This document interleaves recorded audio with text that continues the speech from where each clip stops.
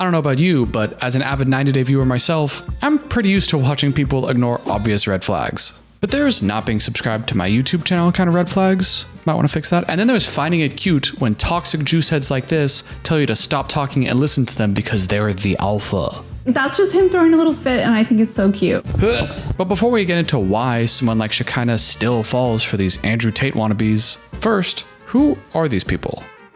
Shekinah goes to Turkey and meets some guy that she really likes there. They both think it's going to be a one-night stand kind of thing, but apparently they have a good connection, so they continue seeing each other and even start dating long distance. Shekinah is all excited and tells her family about this new guy. He's in his 40s, he probably does steroids, he has a lot of plastic surgeries and wears a lot of makeup just like me. It's a match made in heaven, and he's definitely not at all controlling or really toxic masculine like all my previous partners. Shekinah just wants to be happy with her new partner, or wants more clout on social media, and wants her family to approve of the relationship. Yeah, I know he seems really toxic masculine and controlling and aggressive and vain and conceited and never been loyal to a woman in his whole life.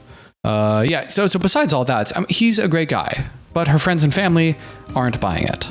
They say that Shekinah has a long history of dating assholes and has demonstrated a poor ability to differentiate between a nice person and an asshole who is kind of hot. So when they see Shekinah finding another guy who fits the same mold of previous assholes that she's dated, they go, wait a minute, I can do math. I can put two and two together. I've seen this before. You're gonna go find some new guy that you're attracted to that has all the red flags of someone who is just like the kind of asshole you've dated in the past. But you, either consciously or subconsciously, will ignore all those red flags and inevitably recreates the same kind of toxic relationship dynamics that you've had in the past. He'll treat you like crap, show a lot of toxic masculine traits, probably be controlling, and you will make excuses for him the whole time. Like, oh, he doesn't really mean that, or he's just really nice. You guys don't see all that. I know it looks terrible, but you guys just don't see what I see. Then you'll be hurt, come back to us, swear off men forever until you find the next guy you're attracted to, and we'll start this whole thing again. I know I presented this pattern in kind of a comedic, poking fun kind of way, but the dynamic I'm describing is very real, and people do suffer a lot by being stuck in these dynamics. So if you're interested in any of that, I will be talking about it in a much more compassionate and understanding way at the end of the video, so stick around for that. So right now we have two sides. We have Shekinah's friends and family who think you're terrible at knowing the difference between a good and a bad guy. He's probably just another asshole and you're gonna get hurt. And then we have Shekinah who says, hey, I know him better than you guys do. It just looks bad. He just gets a bad reputation. He's not actually an asshole. But who's right? Well, let's take a look at Sarper ourselves and see if we can identify any red flags. I'm sure it won't be that bad. So Sarper, why don't you tell us a little about yourself? I am so obsessed with my body and how I look. I love to expose my body, you know? Okay. So what do you do in your free time? I've dated lots of women. Most of them were one-night stands. I danced over 600 bachelorette parties. Half of the brides wanted to sleep with me. If they were beautiful, yeah, I slept with them. Pretty busy and questionable ethics. Have any relationships or long-term partners in that time? Ben 43 yıl kimseye sadık olmadım biliyorsun.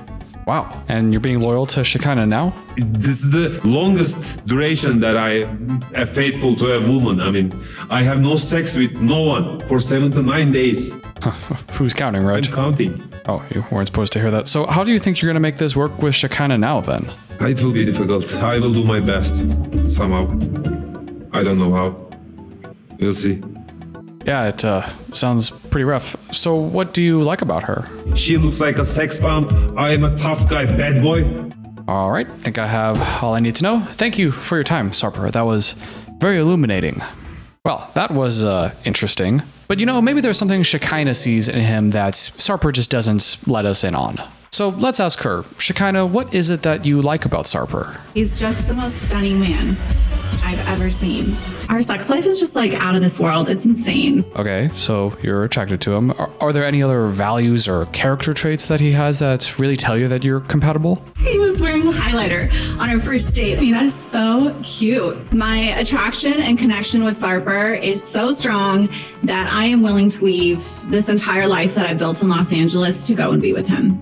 Wow, that's a really strong statement. You must really feel for this guy. How long have you two been together to form such a strong connection? For like 5 months. Yeah. That's crazy. When it feels right, like how much time do you need? Yeah, but you feel right about the guy before. Okay, so you think this is good because you have a really strong connection to them, even though you've had that before and been wrong. But okay, so you have this really strong connection, and it's only been 5 months, and I'm not really seeing a lot of reasons why you guys would be compatible more so than just on a physical level. What makes you so sure that this is different than the other times? There's so many things about Sarper that lets me know that he is different from my exes. And I know that this is a once-in-a-lifetime connection. Yeah, but you feel right about the guy before. Well, thank you, Shekinah, for coming in. I think that's all we need to know, and best of luck in your future endeavors. Okay, so that wasn't that helpful, but maybe if we ask the friends or we look at what interactions that they have had together so far, maybe then we could get an idea of how they're compatible. But unfortunately, from what little we've seen so far and from what they've shared about the relationship, it's actually pretty bad. Like when her friends brought up that he's not controlling, kind of. Of all the guys that she's been with, he's not controlling or possessive. He's not trying to change her. Well, I don't know about that. Specifically, all the physical characteristics that she has to change to make him happy. He has to weigh a certain weight. What? Shekinah. She has to change her makeup. She has to change her hair color. You should look more lean. And 128 would be perfect for your height. How he controls her social media behavior. You haven't shared stuff on your social media that you wanted to because of the way that he feels about it. He says that I would get so many DMs from different women saying what a bad guy he is, how he's a player. While I am impressed with his honesty and frankness about that, that should be a huge red flag. That's like going to your next job interview and saying, hey, you know, there's like 1,000 job references on my resume. Yeah, just don't call any of them because they all have nothing but nasty things to say about me. You just don't want to deal with that. So just don't call them and you just should hire me. He also apparently got tired of her talking about something, probably something stupid like her feelings or something, and said, no, you're not going to talk about this. I'm the alpha. You know, don't bring this up again. I'm the alpha. If anyone straight up told me like I'm the alpha, I probably would throw up, just saying. By the way, apparently he only started his fitness journey just a few years ago, and he was progressing so unnaturally quick that his trainer made him check his testosterone levels. And Sarper was like, yeah, my testosterone was completely off the charts. You know, it really proves just how ultra masculine I am deep down. You're taking steroids, bro. Now, you might think if someone is actually doing steroids, you wouldn't go on TV and brag about how your testosterone levels are significantly higher than they should be, right? But just remember, this guy got millions of followers telling people that all you had to do to look like him was eat liver occasionally. So yeah, not only is steroid use a lot more common than you think, people will lie to you about it, and they would even go out of their way to brag to you about how amazing their genetics are when they're full of shit. But you know what the most interesting thing about Sarper is? Despite everything I've told you and the clear disdain I have for how he presents himself and his lack of values, he does seem pretty charming. He presents in a very childish, kind of innocent way where he's just very curious about stuff and, I don't know about this. Oh, hang on. You know, I only started training last year and I thought it was interesting. I wasn't sure how I felt about it. I met Shekinah only a couple months ago and, she just had the most interesting pictures out there. I don't know how I feel. Can this be the thumbnail of the video? Ow. What I mean is, despite having every reason not to like him and being Heterosexual. AF. even I have a sense that he might be a sweet and charming guy. And he might actually be. But do you think he was just a really rough bad boy asshole to the 2,500 women that came before? Or do you think he might be just really good at playing this kind of fake innocent person in a way that's very disarming and allows people to get their guard down and eventually sleep with them? We can't judge a book by its cover, but you look at the plastic surgeries, you look at the long history of people he's been with, you look at the way he's controlling her social media, what she's allowed to wear, what she's supposed to look like, referring to himself as an alpha. You have all that in the red flags category, and the only thing we have on the other side to weigh that out is we have a really good connection, and I just know this is right. And you might even be right at the end of the day. But if you felt the same way before and you were wrong before, and you might have a history of your intuition being wrong all these times, then if I'm going to be honest, I don't find Shekinah and Sarper relatable at all. For one, they're on TV, and my dumb lizard brain doesn't understand all the time that just because they're beyond a screen doesn't mean that they're actually still a real human being. Including me, by the way. I'm actually a real person too. I know it's weird. But also the way they act just feels very theatrical and just, it doesn't feel very genuine to me. Hi, Bebek. I'm thinking about you, missing you. I hope you sleep good tonight. I'm always dreaming about you, and I hope you dream about me too. And although I don't want to admit it, I think it's a lot of Shekinah's excessive plastic surgery that does make it harder for me to relate. And I say that because I suspect I'm not the only one that feels that way.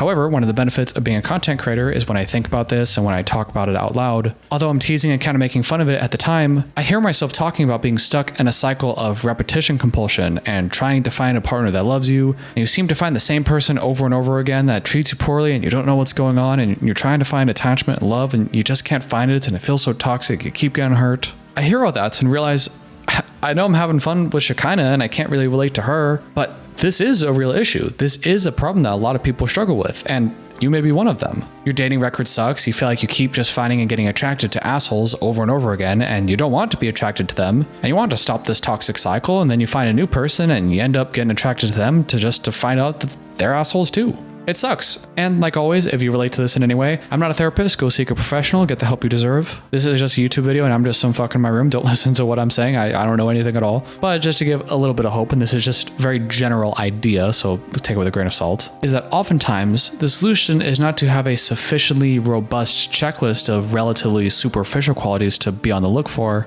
but really it's about addressing the core issue of what is it about all these people that attracts you to them in the first place.